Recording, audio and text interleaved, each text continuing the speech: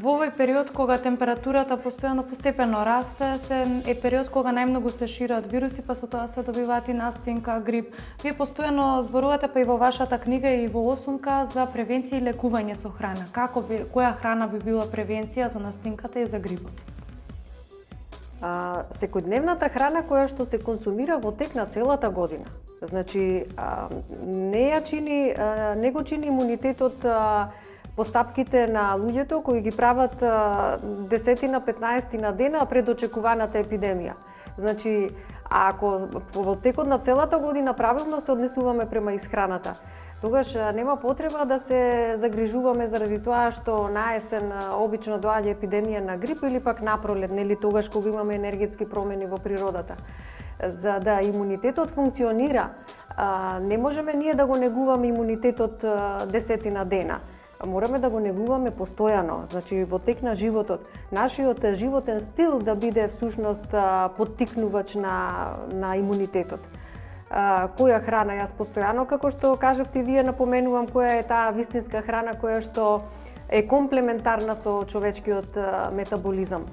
Јас секогаш велам дека луѓето не мора да бидат чисти вегетаријанци или вегани, како што сум јас, например, но можат да бидат можеби 80% да ја застапат таа здрава растителна храна во нивното мени, а тие оброци на кои што навикнале, со кои што може да исто така да ја намалат таа зависност, значи да се ослободат од зависноста постепено, нека бидат застапени 20-25% во нивното мени, или пак што би се рекло, нека биде храна, специјална храна за специјални прилики. Кога е во прашање растителната храна, претпоставувам дека во добар дел го препорачувате овошјето. Кое овошје го препорачувате за овој период од годината и кој дел од денот да се конзумира е најубаво и најкорисно? Овошјето е добро да се конзумира, но тоа не е основата на здравата храна. Основата на здравата храна се 4 групи на храна: житарки и производи од жито, мешунки, зеленчук и овошје. Гледате, јас овошјето го ставам на 4-то место. Така? Овошјето ја знам зошто ви асоцира на здрава храна. Кога се болни луѓето, да, ама кога се болни луѓето се затрпуваат дома со овошје, така? Па цедат сокови, јадат овошје и така. Ете така, лимон, портокали, така, заради тоа што тие пак производи кај нас може да се најдат многу често во зимниот период, кога се и честити епидемии на настинки и грипови.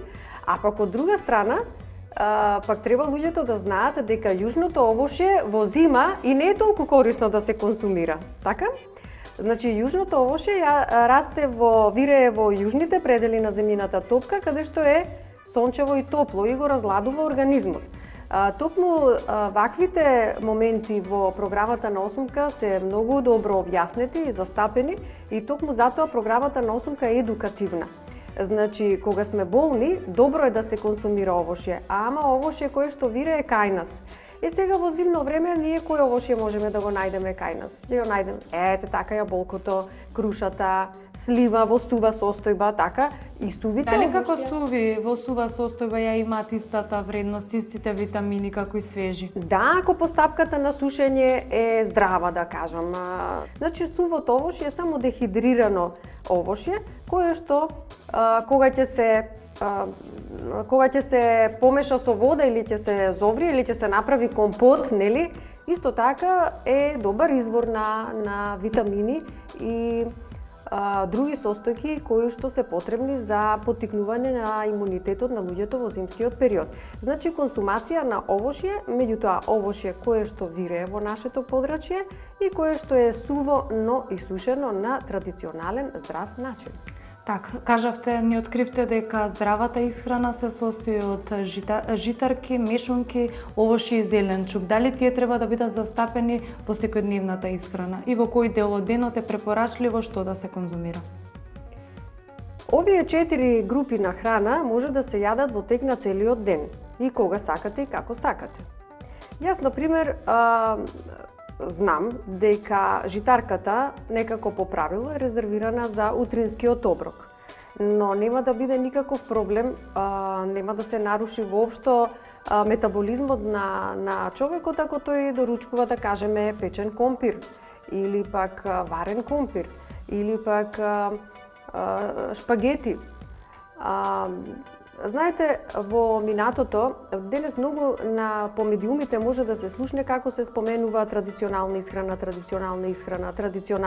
и така натаму, и многу кујни сакаат да покажат дека подготвуваат традиционална исхрана.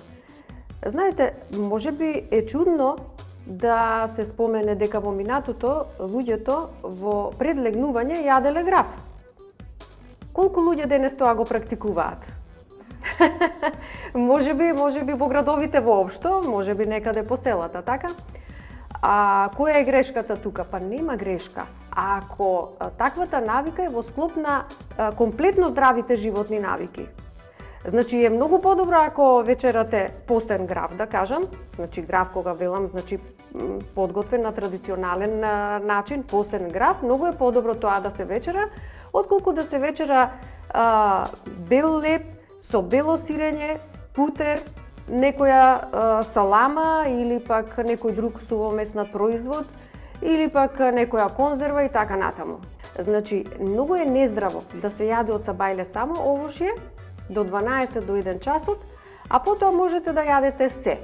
Значи, можете да јадете ручек со некое мрсно месо или пак да вечерате некое помрсно сирење и така натаму.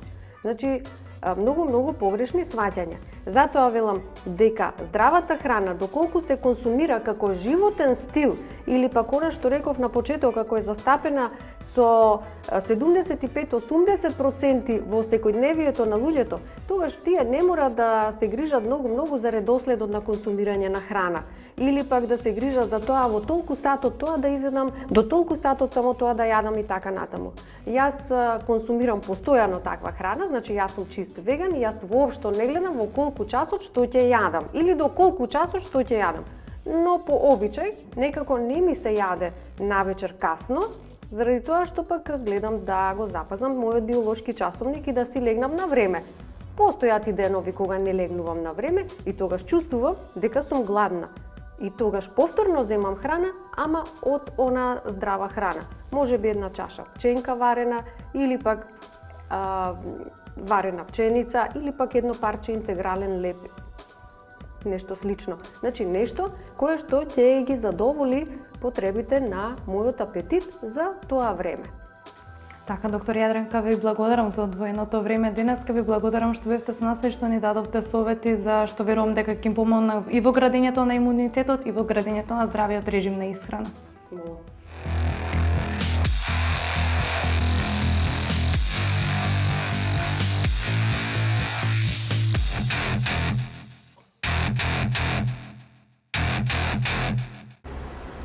Тоа беше се што подготвивме за ова издание на Урбан Стил. Доколку се забавувавте, наредна средба ви закажувам наредната среда во истото ова време, 21 часот, Skynet телевизија. Имајте пријатна вечер.